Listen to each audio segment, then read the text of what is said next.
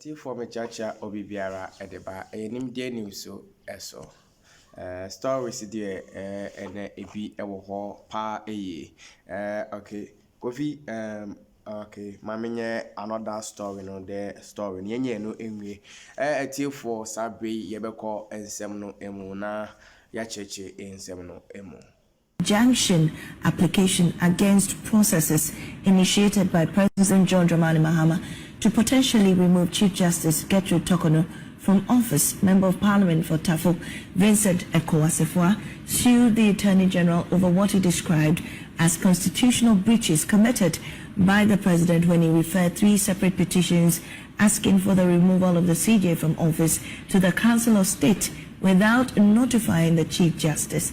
Well, let's take you to the courts now and speak to our legal affairs correspondent Latif Idris on this. Latif, what can you report from the court? Well, Mami, so as we speak, before this particular injunction application to be heard here at the Supreme Court, there were 2 other cases. As we speak, those 2 cases have been called. Judgment has been given on one. There has been adjourned for the judgment to be given on the other one. So the expectation was that the application was going to be called and the hearing will begin. But we understand the panel, as we speak, is not complete. So the judges are currently waiting for one last justice of the Supreme Court to arrive to make that particular panel complete before they are able to sit. Just before that, we saw the current Attorney General, Dr. Dominic Ayine, and the former Attorney General, Godfrey Gebuadame, being called into chambers by the justices of the Supreme Court. And the speculation is that they were called to be informed about this particular development, that one of the justices of the Supreme Court who sits on this particular panel will hear this injunction application by the Member of Parliament for Otapo is currently not available here at the Supreme Court. We are told that if in the next hour or so, if he doesn't show up, what it means is that the case will be adjourned for future hearing. But we are waiting to see what particular decision will be taken by this particular panel on this issue. Well, Latif, do we know who make up this panel, the judges, and how many are they? Well, so in all, we have 5 justices of the Supreme Court sitting on this particular panel, and let me run quickly through them. We have His Lordship Justice N.S. Yao Jehu.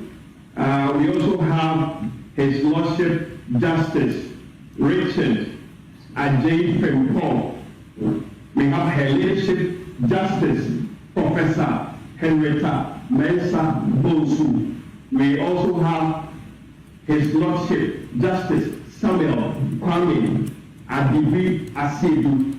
And finally, we have His Lordship Justice Yao Dako Asari. These 5 justices of the Supreme Court make up this panel.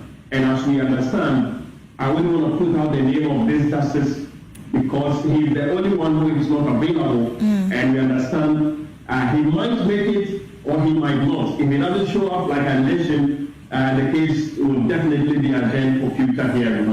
Thank you so much, Latif. We'll definitely. Under Section 208 of Act 30, a person convicted of treason or felony or an offense involving dishonesty is disqualified to serve as a juror unless the person has obtained a free pardon. Over the years, and strangely, the justice sector seemed to have become constrained only to a small pool from which jurors were chosen.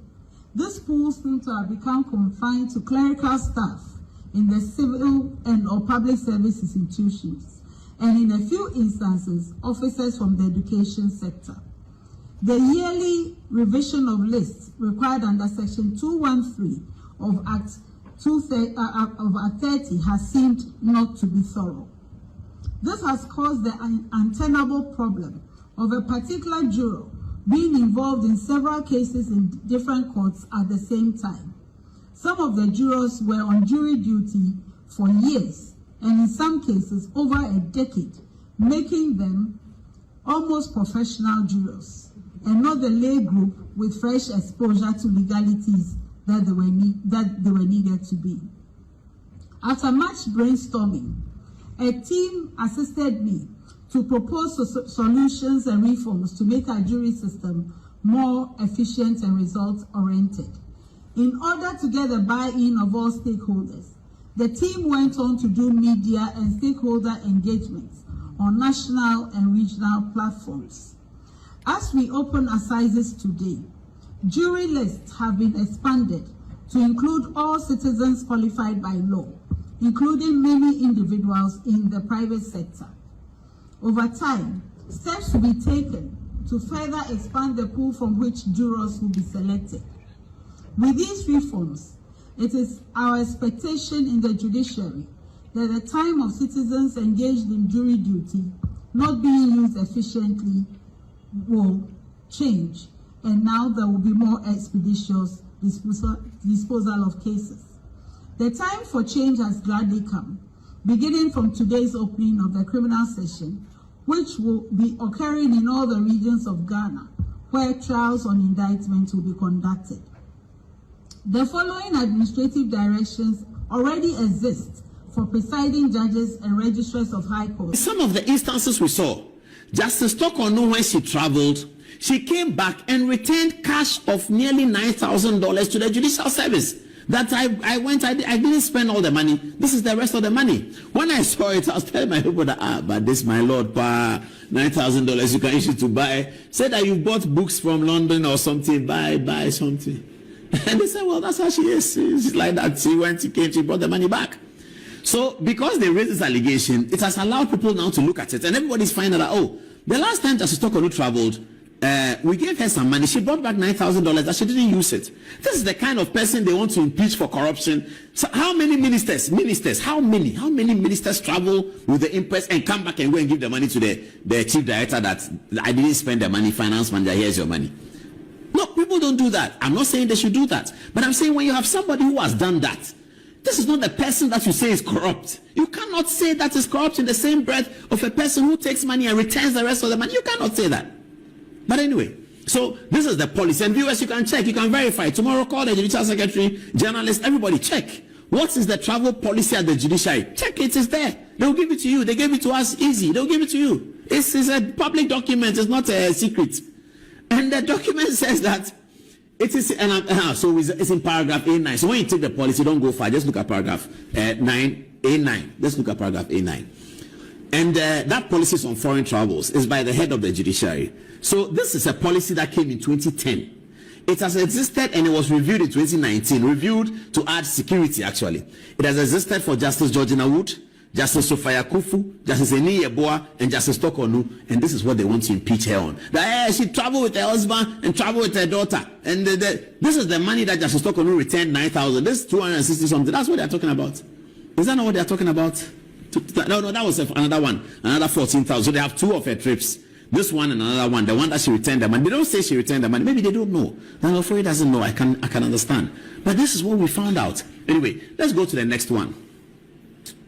It says, this is a very important one. Very, very, very important. Again, because Mr. Chikata is lawyer for Daniel Ofori, and Mr. Chikata is also lawyer for Jachi.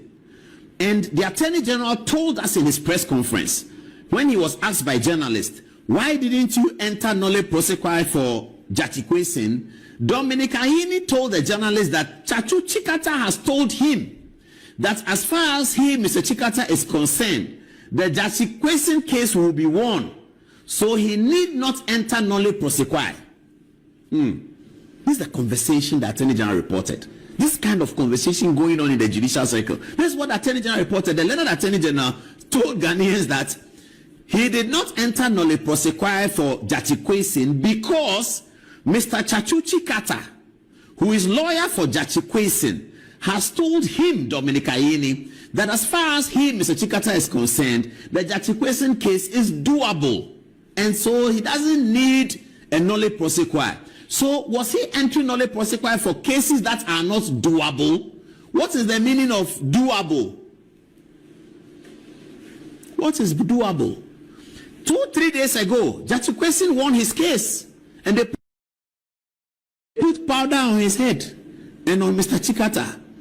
So you see, sometimes the dots are coming together a little bit. Daniel Ofori, then in his petition to Mr. President Mahama against Justice Torkonoo, Chikata is his lawyer. Chikata is also lawyer to Judge Kwesi, says this, that the Chief Justice interfered in the Judge Kwesi suit by causing operatives of national security to seize computers used in the trial. The Chief Justice also transferred staff that were accused of being involved with some unexplained activities involving the